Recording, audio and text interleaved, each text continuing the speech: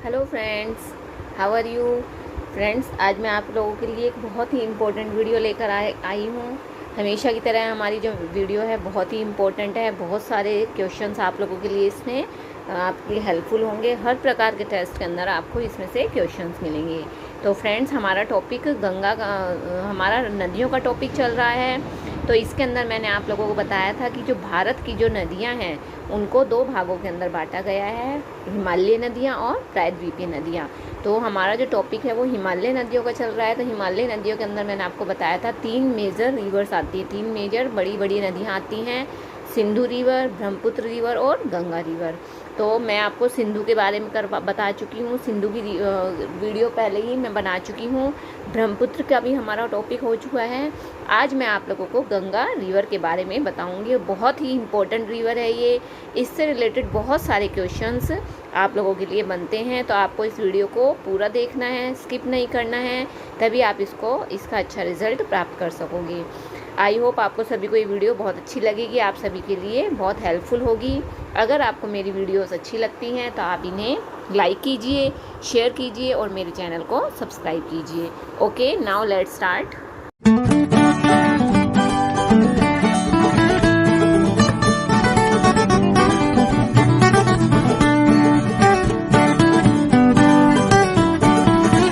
Friends, मैं आपको थोड़ा सा इसके बारे में ओरल करवा रही हूँ। देखिए, मैंने लिखा हुआ है आप लोगों के लिए ताकि आप लोगों को हेल्प मिल सके इससे। तो इसको ध्यान से देखना, सारी वीडियो को देखना, स्किप मत करना। तो देखिए, आज हम अपना टॉपिक हमारा है गंगा नदी तंत्र, गंगा रिवर सिस्टम के बारे में पढ़ेंगे। तो देखिए, नदी तंत्र क्या होता है।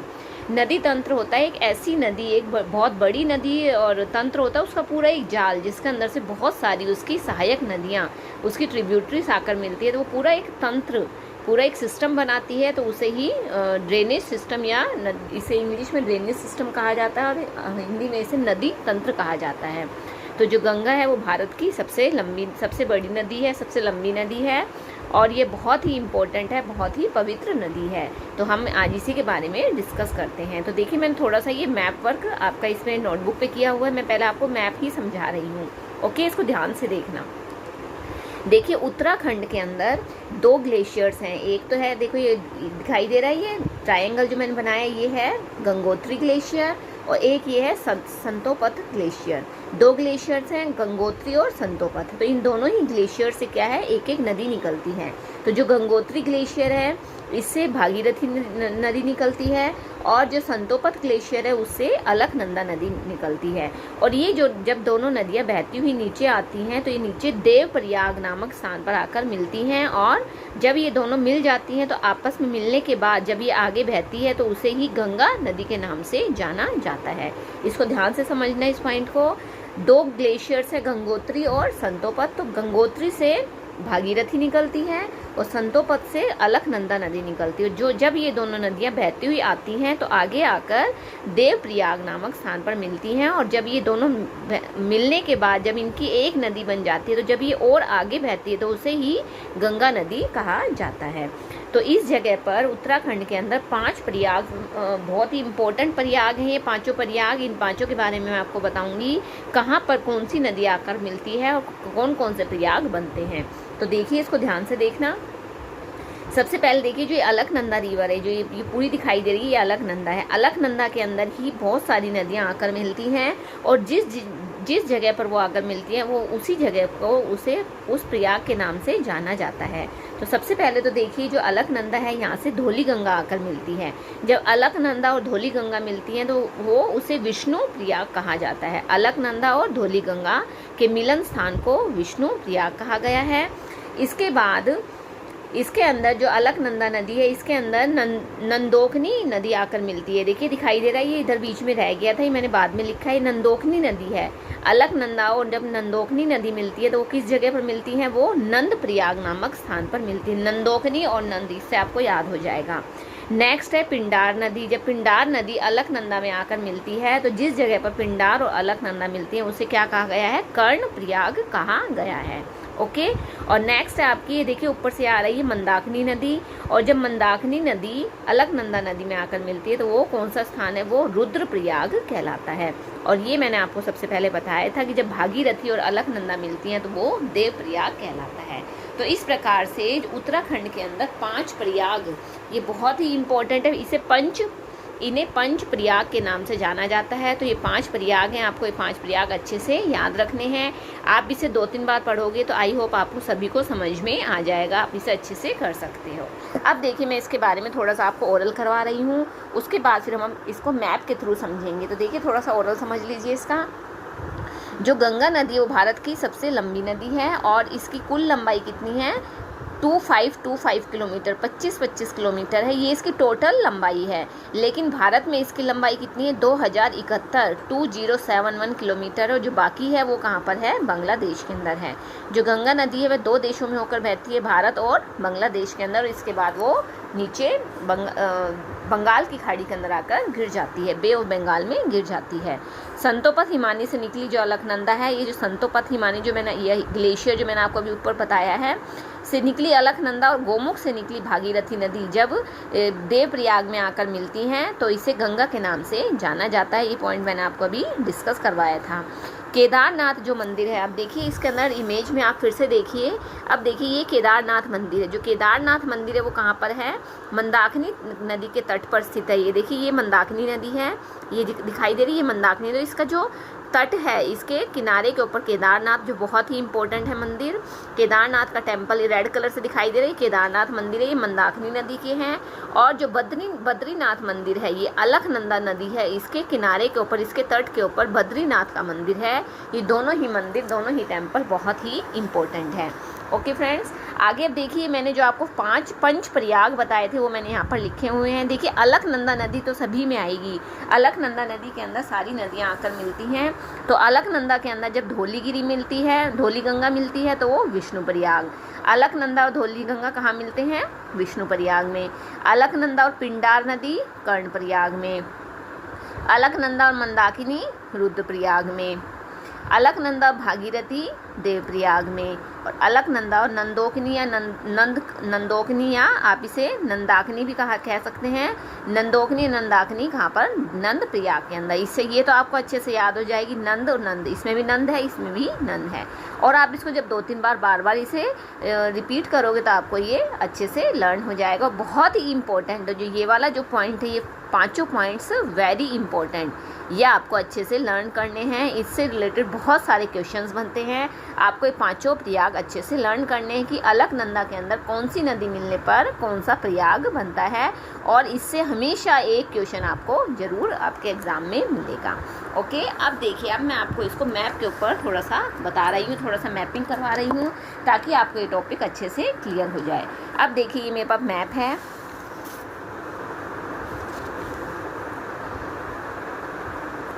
देखिए फ्रेंड्स ये मैप है, मैं आपको मैप के ऊपर बता रही हूँ तो इसको ध्यान से देखना। पहले मैं आपको गंगा नदी बता रही हूँ, देखिए ये उत्तराखंड है और यहाँ के गंगोत्री ग्लेशियर से निकलकर ये यहाँ से, ये देखिए ये जो मैं डार्क ब्लू कलर से कर रही हूँ, ये कौन सी रिवर है, ये गंगा रिवर है, क्योंकि हमारा जो मेन टॉपिक है वो क्या है, गंगा रिवर का ही है। तो हम सबसे पहले गंगा के बारे में ही डिस्कस करते हैं।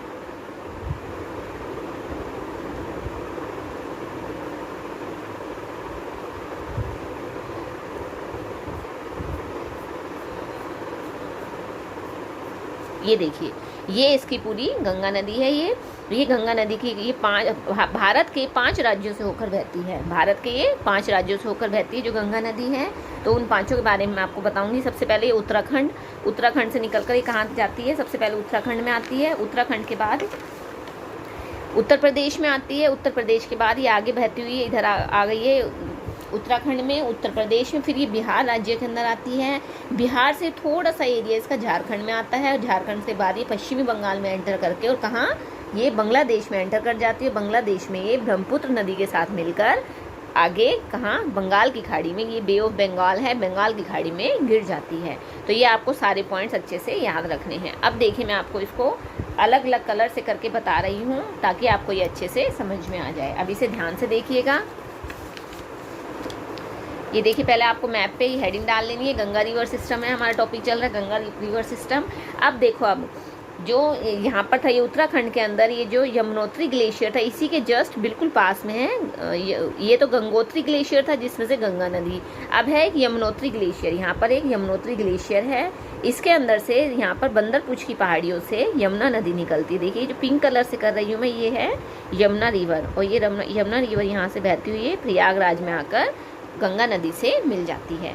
तो ये अगर आपसे पूछा जाए कि गंगा की सबसे बड़ी सहायक नदी ट्रिब्यूटरी कौन सी है, तो कौन सी है, वो यमुना रिवर है। जो पिंक कलर से है वो कौन सी है, यमुना है। मैं इस पे नाम लिख रही हूँ, ये वाली है आपकी यमुना, और ये जो ब्लू कलर से थी ये आपकी है गंगा। ओके, आप अपने तरीके से इसको लिख लेना।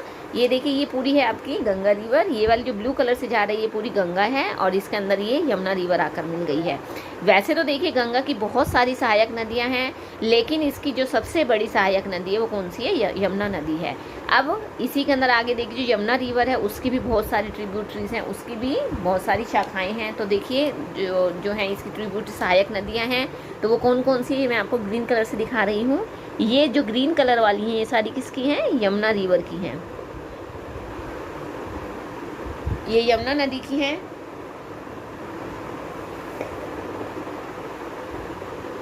ये देखिए यहाँ पर है एक ये है केन, एक ये सोन,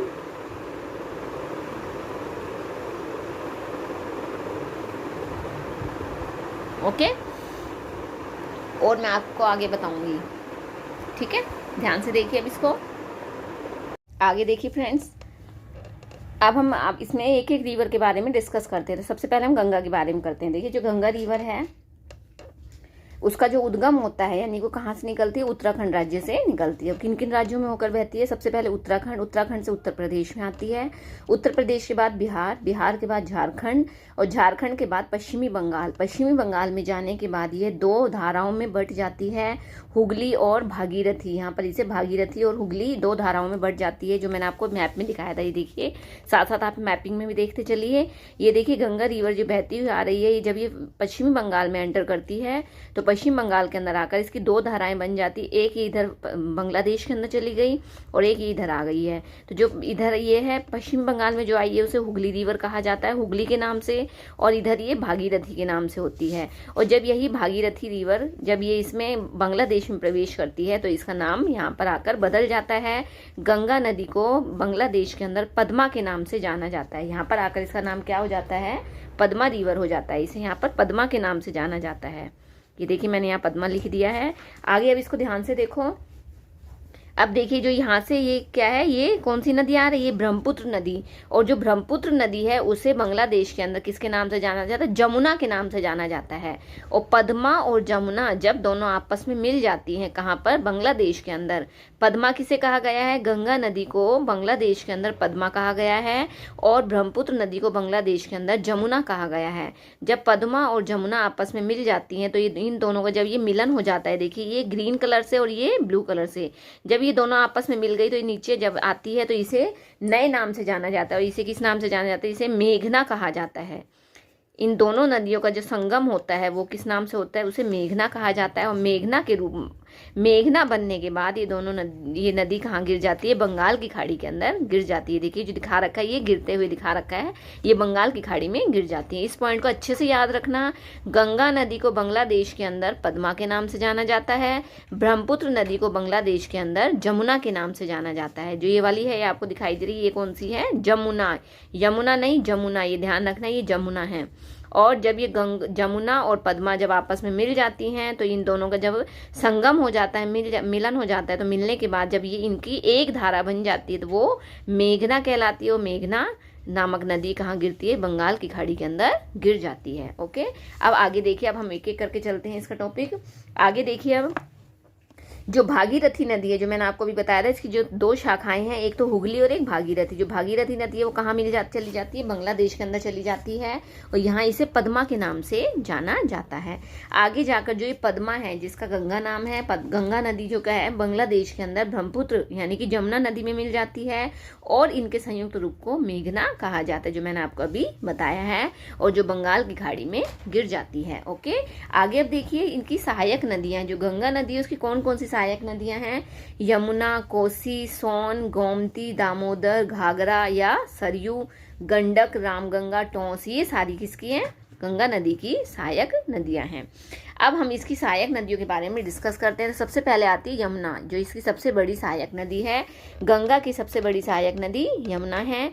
यमुना कहाँ से निकलती है, उत्तराखंड के बंदरपुर चोटी पर स्थित यमुनोत्री से इसका उद्गम होता है, और ये कौन कौन से राज्यों में बहती है, उत्तराखंड से निकलकर हरियाणा, जो यमुना नदी है इसके बारे में है, उत्तराखंड, हरियाणा, दिल्ली, उत्तर प्रदेश में बहती हुई प्रयागराज, इलाहाबाद में गंगा नदी से मिल जाती है। देखिए मैंने आपको दिखाया भी था मैप में, ये देखिए ये गंगा है और ये यमुना है, और ये यहाँ पर इलाहाबाद में प्रयागराज नामक स्थान पर इन दोनों का मिलन हो जाता है। यमुना नदी किसमें मिल जाती है, गंगा नदी के अंदर मिल जाती है, आगे गंगा के नाम से ही बहती है। आगे देखिए इलाहाबाद में मिल जाती है। प्राचीन नाम जो यमुना नदी है, इसका पुराना नाम क्या था, कालिंदी, इसे पुराने समय में कालिंदी नदी कहा गया था। और इसकी सहायक नदियां कौन कौन सी, चंबल, बेतवा, केन, ये सारी इसकी सहायक नदियां हैं। ओके, अब देखिए अब जो इसकी सहायक नदियां उसके बारे में डिस्कस करते हैं। तो पहले मैप पर देखिए चंबल नदी, देखिए ये जो ग्रीन कलर से थी, ये वाली जो नदी है ये है चंबल नदी, ये जो फर्स्ट नंबर पे दिखाई दे रही है ये है चंबल नदी। ओके, ये चंबल रिवर है। अब इस चंबल रिवर को देखिए, मध्य प्रदेश के इंदौर के महू क्षेत्र के जाना पाव पर्वत से निकलती है। ये देखिए जो ये मध्य प्रदेश है, यहाँ पर जो एरिया है इसका, जो ये इंदौर नामक स्थान है, ये इंदौर नामक स्थान में कहाँ से निकलती है, ये इंदौर नामक स्थान है। इंदौर नामक स्थान के महू क्षेत्र के जाना पाव पर्वत से निकलती है। यहाँ पर एक जाना पाव नाम का पर्वत है, वहाँ से ये निकलती है, और ये राजस्थान से उत्तर प्रदेश के इटावा में जमुना नदी से मिल जाती है। और ये देखिए राजस्थान में चली जाती है, यहाँ से राजस्थान में जाकर ये आगे जाकर ये किसमें, इटावा नामक स्थान पर ये किसमें मिल जाती है, यमुना नदी के अंदर इनका मिलन हो जाता है, ये यमुना नदी में मिल जाती है। ये यमुना की सहायक नदी है। सेकंड आती है बेतवा। आप देखिए जो बेतवा नदी है वो भी क्या है, यमुना की सहायक नदी है, मध्य प्रदेश के भोपाल से निकलती है। अब देखिए जो बेतवा नदी है कहाँ से निकलती है, ये देखिए आपको ये दिखाई दे रही है, ये वाली है बेतवा रिवर। मैं इस पर नाम लिख रही हूँ इसका, ये है बेतवा, ये जो ग्रीन कलर से दिखाई दे रही है सेकंड नंबर की, ये है बेतवा। और यह जो बेतवा नदी है मध्य प्रदेश के भोपाल से निकलती है। जो ये वाला एरिया है ये देखिए, ये यहाँ पर ये भोपाल है, ये एमपी के भोपाल नामक स्थान से निकलती है, और ये यहाँ से बहती हुई ये कहाँ, यमुना नदी के अंदर मिल जाती है। उत्तर प्रदेश के हमीरपुर में यमुना नदी से मिल जाती है। मध्य प्रदेश से कहाँ पर एंटर करती है, ये उत्तर प्रदेश में एंटर करती है, वहाँ के हमीरपुर नामक स्थान में यमुना नदी से मिल जाती है। और जो सांची नामक स्थान है वो बेतवा नदी के किनारे पर ही स्थित है। देखिए जो बौद्ध सांची के जो बौद्ध के स्तूप है, जो बहुत ही फेमस स्थान है, ये सांची नामक स्थान है, ये इसके बिल्कुल किनारे पर स्थित है, और ये बहुत ही फेमस है। मैंने देखो पेंसिल से लिखा हुआ है सांची, ये दिखाई दे रहा है आप सभी को, ये सांची नामक स्थान है जो बहुत ही फेमस है। तो ये दो इसकी सहायक नदियाँ बहुत ही इंपॉर्टेंट है दोनों। अब हम फिर से किसके ऊपर आ जाते हैं, गंगा रिवर के ऊपर आ जाते हैं। ये तो दो थी गंगा यमुना की सहायक नदियाँ। अब गंगा की सहायक नदियों में कोसी, एक तो हमने यमुना कर लिया है, अब नेक्स्ट आती है कोसी। जो कोसी है वह नेपाल में हिमालय पर्वत से निकलती है। अब देखिए जो कोसी रिवर है मैं उसके बारे में आपको बता रही हूँ। जो कोसी रिवर है वो देखिए कहाँ से निकल रही है, ये यहाँ से, ये नेपाल का जो हिमालय पर्वत है यहाँ से निकलती हुई ये आकर किसमें मिल गई है, ये गंगा रिवर के अंदर मिल गई है। और ये कौन सी है, ये कोसी नदी है। अब कोसी नदी के बारे में आपको कुछ पॉइंट्स बता रही हूँ, कोसी नदी के पॉइंट्स ध्यान से सुनिएगा। जो कोसी नदी है वह नेपाल में हिमालय पर्वत से इसका उद्गम होता है, ये बिहार में प्रवेश करती है, और मार्ग बदलने के कारण हमेशा चर्चा में रहती है। जो कोसी नदी है उसे सप्त कोसी भी कहा जाता है, यानी कि जब ये नेपाल से निकलती है तो इसकी 4 धाराएं तो उधर नेपाल की साइड में चली जाती है, 3 धाराएं हमारे भारत के अंदर प्रवेश करती हैं। सप्त कोसी यानी कि इसकी 7 धाराएं होती है, कोसी नदी की 7 धाराएं, 7 धाराओं में बढ़ जाती है। 3 धाराएं हमारे भारत में आ जाती हैं और 4 धाराएं नेपाल में ही रह जाती हैं। अलग अलग दिशाओं में बहती है और ये सबसे ज़्यादा अपरदन करती है, यानी कि मिट्टी का सबसे ज़्यादा कटाव करती है, इसलिए और मार्ग बदलती रहती है। मार्ग बदलने के कारण ये हमेशा चर्चा में रहती है। और इसे बिहार का शोक भी कहा जाता है। क्यों कहा जाता है? क्योंकि जब इस नदी में बाढ़ आती है तो ये क्या है, बिहार के अंदर तबाही मचा देती है, चारों तरफ पानी ही पानी हो जाता है। इसीलिए इस नदी को, कोसी नदी को, बिहार का शोक भी कहा जाता है। और बिहार के कटिहार में ये गंगा नदी से मिल जाती है। देखिए मैप में जो बिहार है, ये वाला जो बिहार एरिया है, इसका जो ये एरिया है, ये क्या है, कटिहार। कटिहार के अंदर ये कहाँ पर आकर मिल जाती है, गंगा नदी के अंदर आकर मिल जाती है। ओके, आगे अब देखिए नेक्स्ट रिवर है हमारी, नेक्स्ट है दामोदर रिवर। दामोदर रिवर में देखिए ये भी क्या है, गंगा की सहायक रिवर है, तो ये बहुत इंपॉर्टेंट है। ये भी, इसको देखिए ध्यान से, दामोदर रिवर को देखो ध्यान से, मैं आपको मैप पे बता रही हूँ। जो झारखंड के छोटा नागपुर पठार है, वहाँ से इसका उद्गम होता है। देखिए झारखंड के छोटा नागपुर पठार है यहाँ पर, ये यहाँ से दामोदर रिवर का उद्गम होता है। ये कहाँ मिल जाती है, ये आगे जाकर हुगली रिवर के अंदर मिल जाती है। हुगली नदी में बहते हुए हुगली नदी में मिल जाती है। तो ये आगे देखिए, झारखंड के छोटा नागपुर पठार से इसका उद्गम होता है, पश्चिम में बहते हुए ये हुगली नदी में मिल जाती है। इसे बंगाल का अभिशाप कहा जाता है। अब इस क्वेश्चन को भी ध्यान रखना। जो ये दामोदर नदी है, देखिए ये वाली जो नदी है, ये है दामोदर, और जो दामोदर नदी है, इसे पश्चिमी बंगाल का क्या कहा जाता है, अभिशाप कहा जाता है, पश्चिम बंगाल का शोक कहा जाता है। बिहार का शोक अगर पूछा जाता है तो कोसी रिवर है, और बंगाल का अगर शोक पूछा जाता है तो दामोदर रिवर है। क्यों? क्योंकि ये भी क्या है, जब इस नदी में बाढ़ आती है तो क्या है, ये चारों तरफ तबाही मचा देती है। और प्रदूषण के कारण इसे जैविक मरुस्थल भी कहा जाता है। सबसे ज़्यादा प्रदूषण के कारण, सबसे ज़्यादा प्रदूषित होने की वजह से इस नदी को जैविक मरुस्थल भी कहा जाता है। ये भी बहुत ही इंपॉर्टेंट पॉइंट है, आपको अच्छे से ध्यान रखना है। नेक्स्ट आती है गोमती रिवर। अब देखिए गोमती रिवर मैं दिखाती हूँ आपको मैप पर कहाँ पर है। जो गोमती रिवर है वह उत्तर प्रदेश की पीलीभीत स्थित गोमत ताल से इसका उद्गम होता है। जो उत्तर प्रदेश के, देखिए यहाँ से ये जो गोमती रिवर है, ये इसका यहाँ से, ये यहाँ से निकल रही है, पीलीभीत नामक स्थान से निकलती है। यहाँ से निकल के कहाँ मिल जाती है, गंगा नदी के अंदर मिल जाती है। कौन सी है ये गोमती रिवर है। ये बहुत ही इंपॉर्टेंट है। गोमती के बारे में जो इंपॉर्टेंट पॉइंट्स है वो सुनिए। जो गोमती है उत्तर प्रदेश के पीलीभीत नामक गोमत ताल से इसका उद्गम होता है। इसे फुलहर झील भी कहा जाता है, ये इसका ही नाम है, फुलहर झील। और गंगा की एकमात्र ऐसी सहायक नदी जिसका उद्गम मैदान से होता है। देखिए गंगा की, यमुना की जितनी भी नदियाँ हैं, या तो कोई ग्लेशियर से निकल रही है, या कोई पहाड़ी से निकल रही है, पहाड़ से निकल रही है, लेकिन सिर्फ एक अकेली गोमती नदी है जो कहाँ से निकलती है, जिसका उद्गम कहाँ से होता है, मैदान से होता है। और ये बहुत इंपॉर्टेंट क्वेश्चन है, कई बार एग्जाम में पूछा भी गया है कि गंगा की कौन सी सहायक नदी है जिसका उद्गम कहाँ से होता है, मैदान से होता है, तो कौन सी है वो आपको ध्यान रखनी है। गोमती नदी है, सिर्फ एक अकेली ऐसी नदी है जिसका उद्गम मैदान से होता है, बाकी सभी नदियों का उद्गम पहाड़ों से या ग्लेशियर से होता है। ओके, आगे देखिए सोन नदी। अब जो सोन नदी है उसके बारे में देखिए, ये मध्य प्रदेश के अमरकंटक नामक स्थान से निकलती है। देखिए ये एमपी का जो ये एरिया है, ये क्या है, अमरकंटक है। यहाँ से किसका हो रहा है, ये सोन रिवर का, ये जो आपको दिखाई दे रही है ये सोन रिवर, ये किसके, ये गंगा की सहायक रिवर है। ओके, ये गंगा की है, ये सोन नदी है। अब देखिए जो सोन नदी है अमरकंटक के, यहाँ से ये एक तो उत्तर में चली जाती है, एक धारा उत्तर में चली जाती है, और एक धारा नीचे दक्षिण में आ जाती है। जो दक्षिण में आ गई वो कौन सी है, नर्मदा। ये आपको ये भी ध्यान रखना है, ये भी कई बार एग्जाम में पूछा जाता है। ऐसी कौन सी गंगा की ऐसी कौन सी सहायक नदी है जिसकी दो धाराओं में बढ़ जाती है, तो कौन सी है, ये आपका अमरकंटक नामक स्थान है। अमरकंटक नामक स्थान से ये दो धाराओं में बढ़ जाती है। एक धारा इसकी उत्तर में चली जाती है जिसे सोन नदी कहा गया है, और एक धारा नीचे दक्षिण में आ जाती है जिसे नर्मदा नदी कहा जाता है, और ये अमरकंटक की पहाड़ी से निकलती है। तो मध्य प्रदेश के अमरकंटक नामक स्थान से इसका उद्गम होता है, और उत्तर प्रदेश में बहती हुई ये पटना के पास गंगा में मिल जाती है। ये देखिए यहाँ उत्तर प्रदेश में बहती हुई आती है, और ये यहाँ पर ये एरिया है पटना, पटना के पास है। कहाँ पर मिल गई है, गंगा नदी के अंदर आकर इसका मिलन हो जाता है। तो ये देखिए ये सारे आपके पॉइंट्स थे। इसके अलावा सोन नदी के बारे में एक पॉइंट और है, ये देखिए जो सोन नदी है और यमुना नदी के बीच जो जल विभाजन का काम करता है वो कौन करता है, कैमूर की पहाड़ियाँ करती हैं। इस पॉइंट को ध्यान से देखिएगा। जो सोन रिवर है, जो सोन नदी है, और जो आप सोन नदी और यमुना नदी, इन दोनों के बीच में देखिए ये वाली है यमुना नदी, ये पिंक कलर से जो है वो यमुना नदी, और ये वाली है सोन नदी। इनके बीच में ये कैमूर की पहाड़ियाँ हैं। देखिए ब्राउन कलर से जो मैंने पहाड़ी बनाई है, ये कौन सी हैं? ये कैमूर की पहाड़ियाँ हैं। ये कैमूर की पहाड़ियाँ हैं और ये क्वेश्चन बहुत इंपॉर्टेंट है, पूछा भी जाता है कि कैमूर की जो पहाड़ियाँ हैं वो कौन कौन सी नदियों को जो विभाजित करती है, कौन कौन सी नदियाँ हैं? यमुना नदी और सोन नदी, इन दोनों के बीच में जल विभाजन का कार्य करती है कैमूर की पहाड़ियाँ। ये देखिए यहाँ पर कैमूर की पहाड़ियाँ हैं, ये यमुना नदी और सोन नदी के बीच में हैं। ओके, इसके अलावा अब जो इस गंगा नदी से रिलेटेड जो इम्पोर्टेंट पॉइंट्स है वो मैं आपको बता रही हूँ। तो देखिए गंगा नदी से इम्पोर्टेंट पॉइंट्स हैं।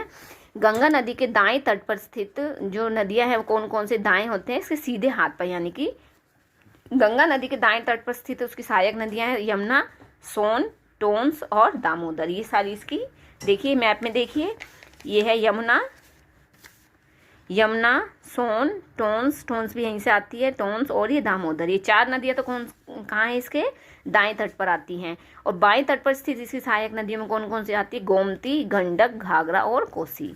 ये ऊपर की साइड जो है ये कोसी, गोमती, गंडक और घाघरा, ये चार नदी। घाघरा भी इसके पास से ही निकलती है, यहाँ से निकलती जाती है भी। ये बहुत सारी इसकी सहायक नदियाँ, लेकिन जो मेन इंपॉर्टेंट नदी है वो मैंने आपको बताई हैं। तो ये चार नदियाँ इसके दाएं तट पर हैं, चार नदियाँ इसके बाएं तट पर, यानी कि लेफ्ट और राइट में हैं। आगे देखिए इससे रिलेटेड और क्वेश्चंस हैं।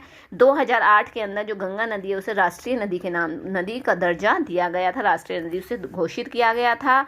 2008 के अंदर तो राष्ट्रीय नदी घोषित किया गया था।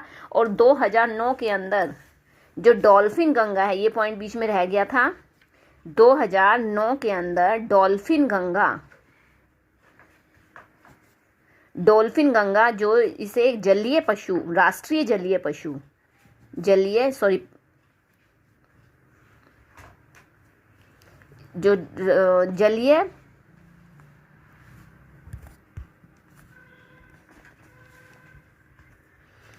डॉल्फिन गंगा है उसे 2009 के अंदर राष्ट्रीय जलीय पशु का दर्जा दिया गया था, घोषित किया गया था। ये पॉइंट बीच में रह गया था, ये बहुत ही इंपॉर्टेंट है। 2008 के अंदर तो गंगा नदी को राष्ट्रीय नदी घोषित किया गया था, और 2009 के अंदर जो डॉल्फिन गंगा है, यानी कि गंगा नदी के अंदर जो डॉल्फिन है उन्हें राष्ट्रीय जलीय पशु घोषित किया गया था। और गंगा नदी के किनारे जितने भी शहर बसे हुए हैं उसके अंदर सबसे बड़ा शहर कौन सा है? कानपुर है। ये भी बहुत इंपॉर्टेंट है। गंगा नदी के पास बहुत सारे शहर बसे हुए हैं और उनमें जो सबसे बड़ा शहर है वो कौन सा है? कानपुर है। और गंगा नदी का बहने का क्रम क्या है? उत्तराखंड से निकल के कहाँ जाती है? ये उत्तर प्रदेश में, उत्तर प्रदेश से बिहार में, बिहार से झारखंड और झारखंड से पश्चिमी बंगाल में जाकर ये दो धाराओं में बढ़ जाती है, हुगली में और दामोदर में। और जो दामोदर है वो कहाँ एंटर कर जाती है? वो बांग्लादेश के अंदर एंटर करके वो वहाँ जाकर पद्मा के नाम से विख्यात होती है। पद्मा जो है वो आगे जाकर पद्मा और ब्रह्मपुत्र का जब मिलन होता है तो वो मेघना नाम कहलाता है। और मेघना कहाँ गिर जाती है? बंगाल की खाड़ी के अंदर गिर जाती है। तो फ्रेंड्स, इससे रिलेटेड जो भी इम्पोर्टेंट क्वेश्चंस थे मैंने आपको सारे इम्पोर्टेंट क्वेश्चंस बताए हैं। अगर आपको फिर भी किसी भी प्रकार का कोई भी डाउट है तो आप मुझे कमेंट बॉक्स में लिखकर ज़रूर बताओगे। जहाँ पर जिस भी पॉइंट में आपको डाउट है वो अपना डाउट ज़रूर क्लियर करोगे। ये आपके जो इम्पोर्टेंट पॉइंट्स थे वो मैंने आपको बता दिए हैं। बीच में ये वाला एक फरक्का बांध रह गया था, ये फरक्का बांध है जहाँ पर ये हुगली नदी, फरक्का बांध है, इसके ऊपर ही हुगली नदी के ऊपर ही बनाया गया है। ये भी इम्पोर्टेंट पॉइंट था बीच में। तो जो इससे रिलेटेड जो सारे पॉइंट्स है वो मैंने आपको डिस्कस करा दिए हैं। फिर भी अगर आपको किसी भी प्रकार का डाउट है तो आप मुझसे डिस्कस करोगे। Okay, thank you.